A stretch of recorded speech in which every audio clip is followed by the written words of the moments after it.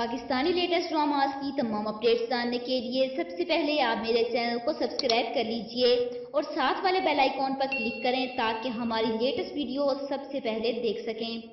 अस्सलाम वालेकुम viewers. Drama serial कैद का नया प्रोमो आ चुका है जिसमें आप लोग देखेंगे कि रेहाम की दोस्त आशिर के फ़ोन की वजह से बहुत ही परेशान है। वो चाहती है कि रेहाम को इस मुश्किल से निकाल दे, लेकिन फिर आशिर के गुस्से से डरती है कि कहीं खुद को मुसीबत में ना डाल ले।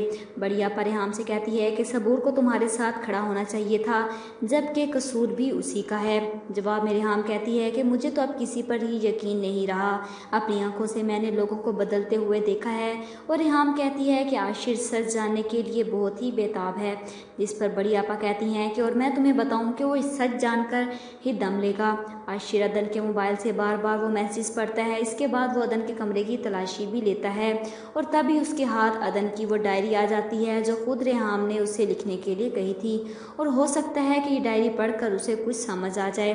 दूसरी तरफ फराह के वालिद अपनी बीवी से कहते हैं कि आशिर अगर खुदा न खास्ता बदल गया और उसने फराह से शादी ना की तो मैं उसका भी फ़ायदा उठा सकता हूँ, और मैं रेहाम और आशिर की सच्चाई आपा को बताऊंगा और आपा के दिल में अपने लिए जगह बनाऊंगा, और फिर आपा का सब कुछ मेरा होगा।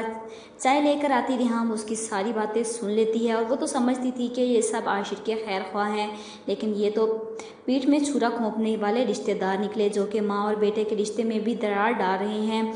आशिर को तो पहले ही अदन की मौत की वजह से टूट चुका है, और अब अगर इन लोगों की साजिश कामयाब हुई तो आशिर की माँ भी उससे दूर हो जाएंगी, जो मर्जी हो जाए, लेकिन रेहाम आशिर के साथ ये बुरा नहीं होने देगी। तो कैसा लगा आप लोगों को ये ड्रामा? कमेंट बॉक्स में अपनी राय का इज़हार ज़रूर कीजिएगा और साथ ही साथ मेरे चैनल को सब्सक्राइब कीजिएगा। Thanks for watching.